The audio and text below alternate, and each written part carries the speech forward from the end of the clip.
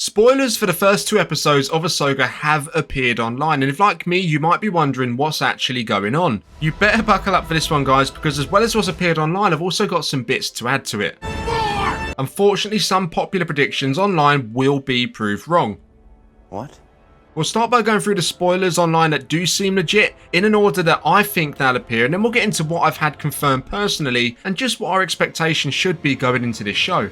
I will say the spoilers that appear online do fit in with what I've heard personally, but still take them with a grain of salt, as there's elements in there that could be wrong or misleading. Now, the first thing we should probably mention here, regardless of if you've seen a lot of Star Wars before or not, is that you should know exactly where the story is within the first few minutes of episode 1.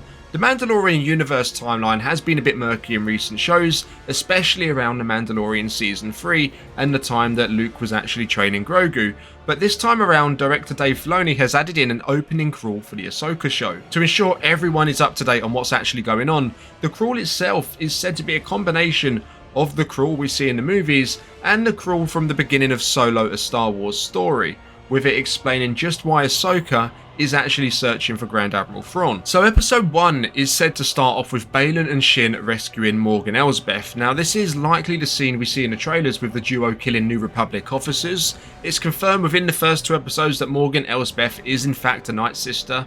Now this is something that's been spoken about so much already, I actually thought it was already a fact. One of the reports go on to say that Elsbeth uses her Night Sister magic at some point during the episodes to see visions of the future, as well as hearing Thrawn. Now, I'm not sure if this is Thrawn's voice from the future, or if she's just connecting to where he is in current time. Now, whilst the show seems to really kick off with the bad guys, we catch up with Ahsoka, who's searching for a star map that can lead her to another galaxy where Thrawn and Ezra are. Now, Huyang is accompanying Ahsoka right from the first episode on her quest to find the map, and it takes her to a Night Sister temple on a planet called Arcana. Now, that to me does sound like a planet we haven't seen before. However, there is a planet in canon and legends called Arcania, which is a cold, icy planet. Now, the planet in the trailers, which I believe is most likely to be Arcana, doesn't appear to be cold or icy. And this is the one where we see Ahsoka walking amongst the ruins of an old structure. It's on this planet that an explosion happens at some point, which I believe is a scene we actually see in one of the TV spots where Ahsoka is running from an explosion. This is said to be due to a self-destruct program from the HK-87 droids, the same droids we've seen alongside Morgan Elsbeth in The Mandalorian Season 2. They're essentially assassin droids. So it is said that Ahsoka does succeed in retrieving the map, but she's unable to unlock it. Now, on the other hand, we have Hera, who's present in a few scenes in the first episode, but more prominently featured in the second, and she tells Ahsoka she needs someone with an artistic vision to be able to open it, which fits pretty well considering the map would hopefully lead them to Thrawn, who himself is someone who appreciates the arts. But the person that Hera's referring to here is of course Sabine. Now, as far as Sabine's involvement goes, reviews for the first 2 episodes online mention she features heavily, with the spoilers mentioning she is introduced on Lothal with a Rebel-style rock music playing in the background. In this moment, she's actually skipping a celebration of the liberation of Lothal. Now, these spoilers aren't minute by minute what we're going to see in this show, but it's a rough outline of what to expect. Now, once Sabine is in possession of the map that Ahsoka retrieved, it seems Elsbeth somehow becomes aware and sends Shin to go after her. Now, Shin uses probe droids to help track her down, similar to what we saw with Maul in The Phantom Menace, apparently.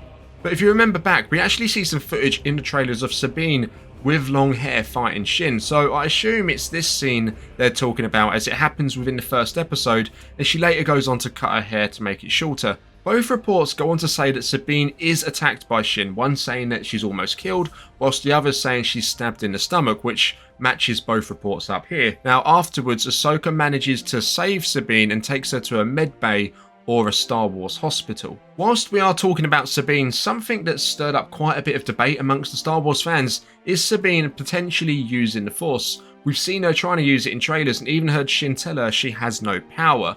Well, the spoilers go on to confirm that Sabine does actually try to learn the ways of the Force, but up until this point at least, she can't use it.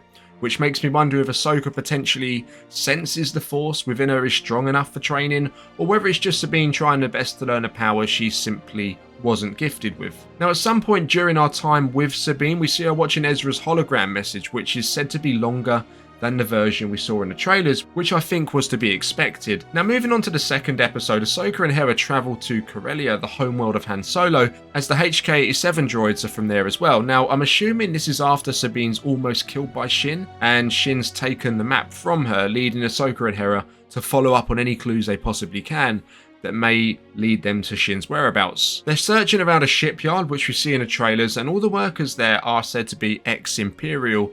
It's around this time in the second episode that Ahsoka duels the Inquisitor Marek, whilst Hera and Chopper chase a ship trying to flee the planet carrying a special hyperdrive that is part of a device that will eventually bring Thrawn back to the galaxy. So the online spoilers go on to say that there's no flashbacks or Loth Wolves in the first 2 episodes, neither is there an appearance from Morai or any mentions of Kanan, Jason or Zeb from Rebels. The characters that have appeared thus far though are said to be pretty in line with their animated versions. Now from what I've heard about the first 2 episodes, it seems the beginning of episode 1 takes place straight after the events of Ahsoka's episode in The Mandalorian Season 2, with Morgan Elsbeth being transferred in a prison transport before being broken out by Baylan and Shin. Now this happens almost straight after she's captured by Ahsoka. I've also been told that Elsbeth is a Night Sister, so alongside the online reports there, I say that can pretty much be confirmed at this point. Prior to the events of the Ahsoka show, Ahsoka tried to train Sabine, which has been hinted at in the trailers, before the pair fell out and went their separate ways. The first 2 episodes is said to be pretty much about them coming back together, but until that point Sabine is pretty isolated from the galaxy around her, which fits in with the spoilers online with her missing the celebration on Lothal. I hate to break it to you guys, but throughout everything that happens in the first 2 episodes there isn't any Anakin Skywalker involvement thus far, but there is still another 6 episodes to go, so be patient with that one. The ending of the second episode is pretty much a live action remake of the ending of Rebels Season 4, with Sabine touching a mural only to turn around and see Ahsoka waiting for her before the pair head off on their journey together. So as I say guys, the spoilers we've spoken about today that are online come from unverified sources, which isn't something I'd usually cover here on the channel. However, the 2 reports do tie up surprisingly well with each other, but what's more, they also match up with what I've heard about the first 2 episodes independently. So I'm betting for the most part they'll probably turn out to be true. I know a lot of fans are hoping for crazy Anakin Skywalker appearances or scenes from the World Between Worlds, and I'm looking forward to that as well, which I will say we do see artwork for the World Between Worlds in the credits apparently. We don't get them within the first 2 episodes, but essentially it sounds like they're laying the groundwork for what's to come, both within the Ahsoka show but also the projects that will come after, whether that be Mando Season 4, Ahsoka Season 2, or just directly into Dave Filoni's movie.